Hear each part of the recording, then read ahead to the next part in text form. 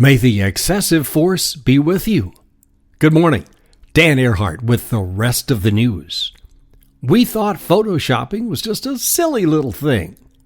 Who knew Lieutenant John Pike had pepper sprayed Gandhi? Or that he and his trusty can were at Kent State? Why, he's been around forever. I posted a link on my Facebook page to the whole series of memes. Imagine that chubby little man with that vapid stare from behind dead eyes, muscling up on that can of military-grade pepper spray to anoint Jesus at the Last Supper. Don't you know he's made his mother proud?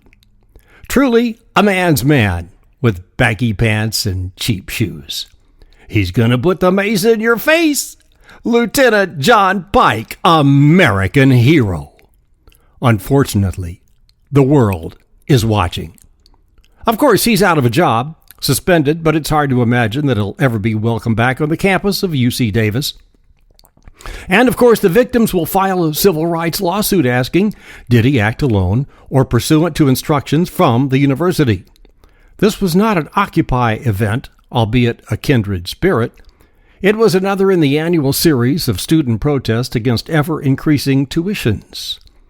Lillian Thais, president of the California Faculty Association, put a bumper sticker on it when she said, "What keeps happening here is that we are turning the university into a place where really only the wealthy can go. The students are watching their parents fall out of the middle class and watching their own ability to move into it be sabotaged." That super bust from the super committee cost U.S. taxpayers a super $1.5 million. There weren't many meetings.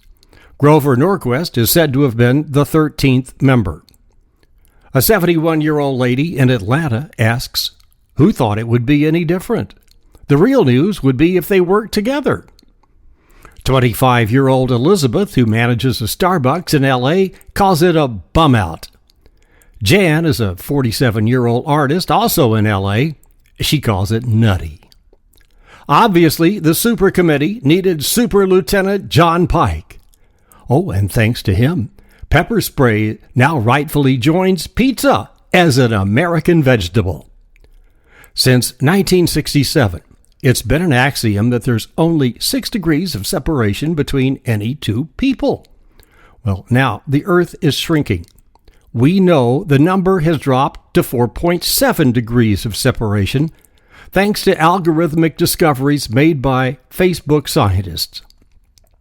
Who knew Facebook had scientists? Oh, and look out for the new Facebook phone in 2013. I know that's going to be a long, tough wait. It's called Buffy. Soyuz successfully brought home a Japanese, a Russian, and an American from the space station just a few hours ago. And that Russian satellite is coming home soon, too, instead of going to Phobos. The Hollywood Reporter imagines Chelsea Clinton and Andrea Mitchell, both of NBC News, covering a financial meltdown. The daughter of the president who deregulated high finance and the wife of central banker Alan Greenspan, who allowed it to run amok. May the force be with you today. Occupy hope. This is Dan Earhart.